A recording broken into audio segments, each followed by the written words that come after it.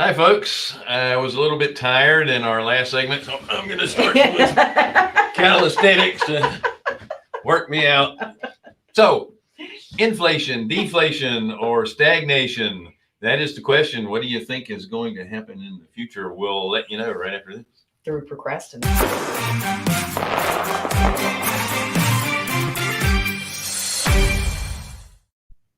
Well, Batman. It reminds me of the old Batman It series. does. Pow, crash, bang.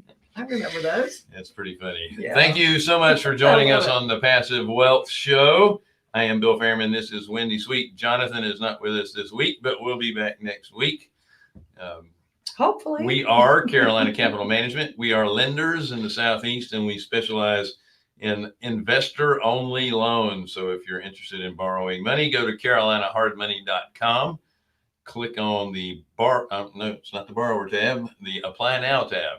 If you're a passive investor looking for passive returns, click on the Accredited Investor tab. Don't forget to share, like, subscribe, hit the bell. We also have a comment section. It's either going to be on the right-hand side of your screen or underneath, depending on the platform you're viewing us from. And we've already asked our ugly question earlier in the day, and it was about taxes. So we're going to talk about inflation, deflation, or stagnation. Yeah, this is, I know it's, as soon as I hear this subject, I've got this like steel drum that comes down in front of my brain, and I can't think because this is stuff that's just slightly. Why? Because we want to center you up. We want to pump you up. It's stuff that's not really exciting for me, but it's something we need to really base our moves on of what we plan on doing in the future. And it's an important discussion to have. I will tell you, like I tell a lot of our first time investors in the fund, if you like reading actuarial tables, you'll enjoy this segment. If not, sorry. Yeah, maybe not. One of the blessings that we get to experience is we are members of some masterminds that are just so over the incredible. top. Yeah, they really, really are, and they touch on all kinds of subjects and bring speakers in and raise questions that are that are just at the forefront of what's going on in the world. And we are really excited. We just got back from Freedom Founders. Well, you did. I stayed here and took one for the team. But this question about stagnation, deflation, and procrastination. What was the other one? So inflation, deflation, or stagnation. So let me start off by giving you definitions. Most of us already know what inflation is. It's when your dollars don't go as far. They don't buy as much goods or services, right. Because there's more dollars chasing fewer services. That's right. Okay? And we get to watch gas inflate on a regular basis. That's something we see, right? And then deflation, and I'll just point you to 2008 when the values of homes continued to go down. That was not pretty. And a lot of that had to do with, obviously, a credit crisis, but it was also a supply and demand issue. There were way more supply than there was demand. Mm-hmm. You had a lot of people that owned more than one home. Yeah. And most of that was from speculation. They would go right. ahead and buy it, assuming it was going to be worth a certain amount of money more down the road. They were not investors. They were speculators. And then stagnation is when you have inflation, but at the same time, you don't have any income growth. So there's no growth in income. So money that people are making are stagnant, and at the same time, the cost still goes up. So if you have, and there's no, same thing with production. If companies aren't producing as much, yet you still have inflation, then you've got stagnation. Right. So, that said, what kind of a market do you think we're looking at now? All of the above. Is that impossible? Actually, that's not true. Yet. I mean, who knows? Well, I think we're feeling all of it at some point or another. Like even in the past year, we've seen all of that, right? I don't see anything that other than the short term last year when oil prices were dropping tremendously. Crazy. Yeah. But Down that to had negative. that had to do with again world oil prices based on the fact that no one was driving, so it was still a supply and demand. Right. Right. It wasn't a devaluation as much as it was there was no market for the product. That's right. We're all banished to our homes. But I think, and by the way, the numbers are showing that incomes are still rising. So I don't see any deflation or stagnation. I do see inflation going on. And why is this? Because we're continuously printing money, 240 and then giving it away, $1 billion a month in money. Yeah. So let me give you it's a lot of monopoly. An analogy. Let's say you own 10 shares of AT&T stock. AT&T decides we're going to do a 2-for-1 stock split. So are you out money? No, because they're going to give you 20 shares of stock. Right. Or you'll own 20 shares of stock. Right. When you used to only own 10. Right. So you still have as much in your account. But now each share is worth less money. Right. It's worth half as much. Right. And that's happened to me. What has happened right now with lumber prices, steel prices, food prices, gas, all these things are going up. And are we making any more money? Yeah. Yes, but are we keeping up with inflation? No. And that's, if you look at the stock market right now, it is on fire. Yeah. Part of that has to do with what we were talking about earlier in the last show. A lot of people are taking their stimulus money and investing it in the GameStop. Yeah. Stock. So my fear is too many people are speculating with that extra money into the stock instead so when of it takes a dive, investing. What's going to happen there? Well, it's okay, because guess what? It was free money. Yeah. It wasn't free to everybody. The government's going to have to pay for it at some point, which falls back on us, right? Yeah. That said, your traditional investing platforms, you only have 2. Yeah. Equities or, the bond market. Yeah. And the bond market's not paying squat. So where else are you going to put your money? In growth. Right. Now you can still buy growth stocks that pay a dividend. But, if there's values start going down, they're going to have to stop paying dividends too. Well, what I thought was cool about the meeting that you and Jonathan went to with Freedom Founders is they had, didn't they have a panel set up for somebody that was supporting or backing deflation, someone who was saying that it would be stagnant, and someone who said that we would see the inflation. Do you remember the points for each of the 3? No, because that's slept since then. No. That was the plan. That's what we did last time, but that's not how it worked out. Oh.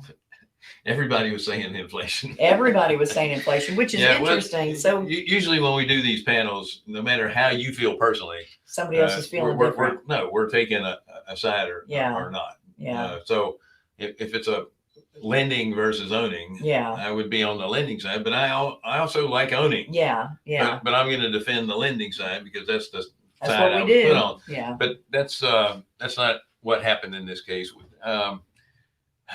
Basically, we had 2 economists as part of the panel. Really smart people. Really smart. And then 2 folks that are fund managers that are very well schooled in those areas as well. So Alistair McDonald was one of the panelists, and he's an economist, right? Yeah, and he is. I'm going to try and get him on our show. He's brilliant guy, really funny, has a great sense of humor. He makes these kind of conversations interesting. Yeah. to most everyone that's listening. Yeah. But opposite of us. He's from. He's originally from Zimbabwe, and they had hyperinflation in Zimbabwe when he was living there. So much so that they owned a family ranch there, and you would have to pay for your dinner before you got your food. When you were in a restaurant. Yeah, because by the time your meal was over, or by the time they handed the meal to you, it would have cost more.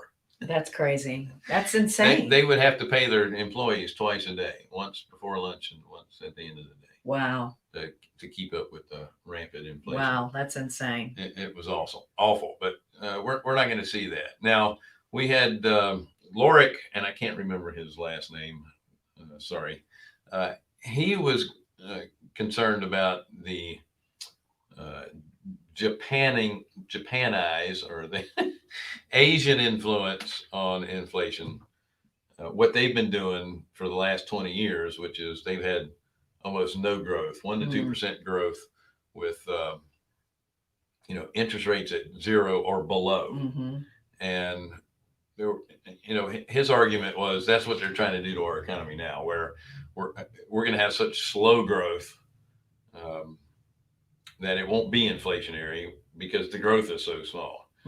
That said, and Sean made a great comment about this, was that we're dealing with two completely different cultures, where 70% of the U.S. economy is based on consumption. Right. And we as Americans are going to be consuming a lot. Right. We're not giving up on that. Right. We're going to spend. We're spoiled. And you don't have the same thing in Japan as you do here. They have different cultures, and obviously the economies of scale are so much different as well. You have a lot of countries in Europe that are running into the same issues where their growth is really small. Yeah, it's not just here; it's globally that the issue is going on. So what really begs the question is how do you approach your real estate investing with all of this in mind? What is it that you're gonna? Brian Maddox says Bitcoin. That's a whole nother show. Yeah, and look, again, that's speculation.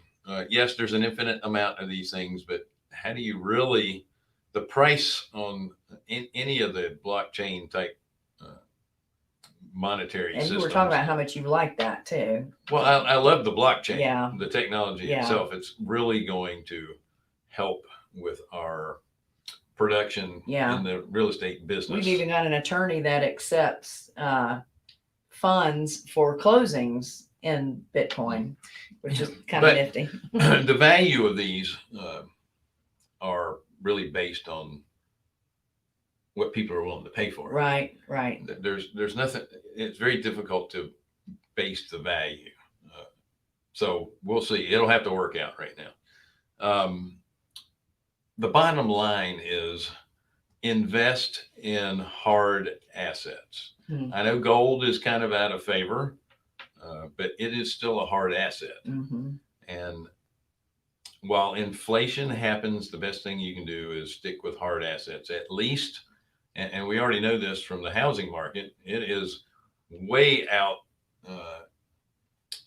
performing or beating inflation right now. Right. Those things aren't going to go down in value anytime soon. No, but how long will it last? How long will the demand last? Nobody knows. Yeah, that's the question. It's a supply and demand thing here. And we know right now the demand is much higher than the supply.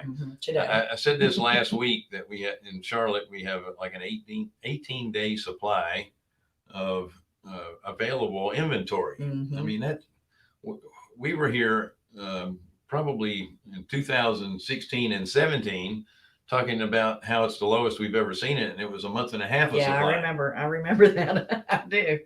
I remember that. It's unbelievable. But that said, rates can go up another 2%, and they're still going to be affordable. Why is that? Oh yeah. Because you're talking about 30 and 40-year fixed rate mortgages, and it may take you out of a certain category of home, but you can still typically qualify for a lower category. And this is why we like to stay in the affordable housing market.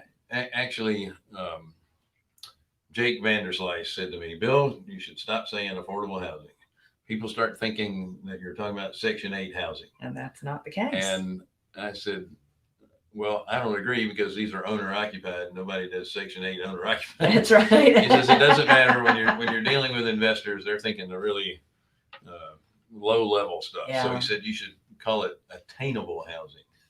Attainable. Well, that's another good word. More attainable housing. Anyway, my definition of affordable housing is at or below the median price point for whatever market. That's a great definition. So that keeps it nice and simple. Mm-hmm. But when you're in that price point, as far as an investor or a lender, here's the thing. There are people that are always going to be able to afford these things. So if you're in a much higher bracket, the prices go up and now you can't afford this one. Mm-hmm. You can always afford That's this exactly one. right. There's always a place to be able to fill in. That's exactly right. When you're dealing in the higher value, the more luxury side of things, it's a little tougher. Right. So when we're looking at what we really are calling affordable housing, our thought as a lender, and if you're a lender, you should think this too, is we want to make sure that if we have to take that house back tomorrow, that we can turn around and rent that house and get a good return back on that house. That's not going to be your $400,000 home is not going to rent for the amount of money that you would need to really pay an investor a decent return on something. Yeah, you can't get the same. Your monthly rentals can't keep up with those values, right? But it can on the lower values, right? And so Brian, 300 and under is what we like. Brian, I like to, and again, it depends on what market you're in. Just take that median price point, whatever market it is, and go at or below that, and you're in good shape. Mm-hmm. I wanted to mention, I know you're a big fan of Tesla since you drive one. So Bitcoin. One of the big hedge fund operators who has been returning somewhere in the neighborhood of 115% above the market to her investors. Wow. Sold $40 million in Tesla stock. And she's the one that rode that thing way up. That's why her investors are doing so well. Anyway, she sold $40 million worth of Tesla stock yesterday in order to purchase the coin something. I forget what the name of this is, but it's a company that helps you trade in those types of currencies. The Bitcoin types of. Yeah. So it's a trading platform. Their revenue is based on the trade transactions themselves, not the value of the coins. Anyway, I think Tesla Coinbase stock. Is what he's saying. Yeah. Yeah. Coinbase. Good job. Thanks for paying attention. Yeah. We're glad both of you are watching. But again, it helped all the other cryptocurrencies actually come up a little bit with this thing going public. Mm-hmm. That said, the only money that they're going to make is on the trades, different transactions that are made. So where do you find that value? We are, and I believe that we are in the 9th inning of a bull market. Your crystal ball must be in better shape than mine. I'm just saying, every time it gets frothy and people start investing in very volatile areas, right? That kind of shows that we're in the bottom innings. Yeah, I mean, well, we've been waiting since 2019 for the poop to hit the fan. And our lending practices show it. We've been extremely conservative on what we're doing, and we've watched our fellow fund people get a little crazy on, not crazy, but different than what we're investing in, a lot more aggressive than what we're investing in. And sometimes it works out, sometimes it doesn't, but I'd rather be on the side of caution. Think of this. Again, if we have inflation, which we're going to have, and we already have, even though the government says we don't, or we have very little of it, the Fed has already pointed to the fact that they're okay with inflation. They'll deal with it later. Right. They're going to allow it to happen. And they said any inflation is just going to be temporary. Well, we'll see. It's all temporary at some sometimes, point. Once the horse has left the barn, it's hard to get them back in there. That's right. That said, your stock market, your equity investing in the stock market is based on cash flow that these companies are producing. But if you have inflation, then you have to have more cash flow in order to keep up with the more dollars chasing fewer products and services. Mm-hmm. So if some of your items that you're having to purchase have doubled in price, that means your portfolio should be twice as high as it should be just to keep up. Yeah. So you're not really gaining. Yeah. You're just trying to stay ahead. That's right. When you're in real estate, in solid assets, you're not, yes, you are doing some cash flow, but you're also dealing in appreciation as well. So you have equities and you have cash flow at the same time. Hopefully, but everything is based on that solid asset. Yeah. Your investment in the stock market is only based on the cash flow of that business. Right. And when it goes down, you just lose everything. When you own rental properties and the value of the rental properties goes down, who cares? That's right. The house doesn't care what it's worth. It's still producing. Whether it's industrial, commercial, self-storage, single family. Yep. And when you own loans, you're still getting mortgage payments. That's right. If you don't, then you own the asset. That's right. And this is why. Good, safe place to be. Yeah. And this is why you have a nice cushion between what the value of the property is and what you're lending on. So it doesn't mean you're not ever going to lose money. You're going to lose money. We promise that. You're just trying to mitigate things that are outside of your control. That's right. And there are going to be things that are outside of your control. I'll point back to February of 2020. I mean, March. March of 2000. Oh, yeah. COVID. That's right. I already forgot. Yeah. We're moving forward. That's right. So, with all these additional retail sales going, can you imagine what it would have been like if California and New York were completely opened up? That's right. Yeah. Yeah, because those are a lot more. huge consumer areas that are still having to hunker down. So I have a quick story to tell you. I know we only have 5 minutes. I was on the phone with a potential investor. He lives in New York City. He asked me, I'm sorry, there's somebody at the door. Can I get you to hold for just a moment? My wife is in the back, can't get to the door. I hear some voices. Then he comes back to the phone and says, I apologize. That was the city of New York checking to make sure I was still in the house.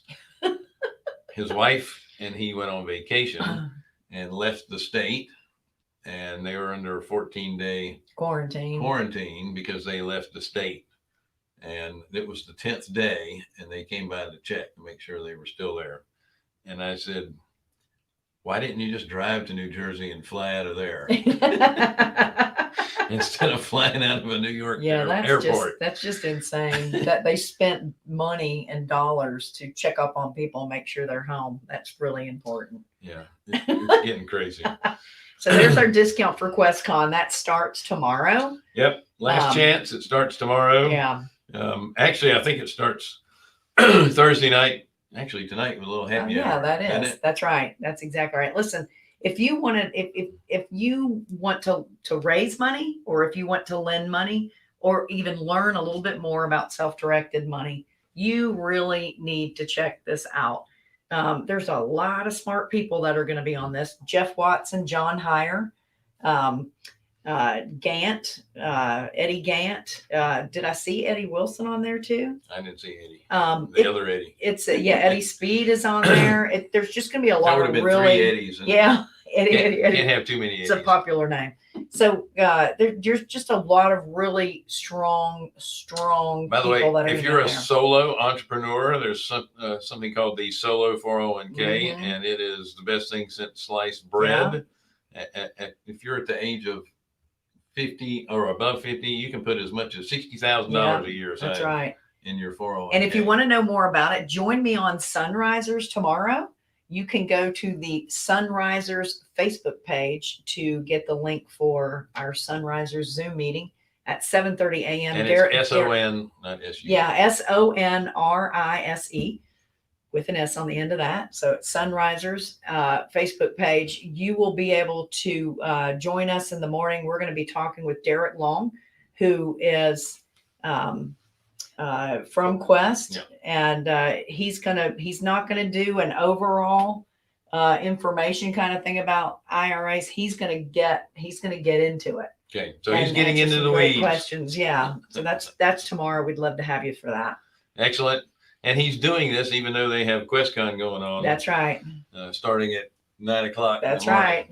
Or maybe 9:30. That's right. It's great that he's doing that with us. So thank you guys for joining us. If you have any other questions or any questions at all, add it to the comment side. Somebody will be watching it, and if you have any questions after the show, we'll be able to answer it for you. Absolutely. We are Carolina Capital Management. We are lenders in the Southeast.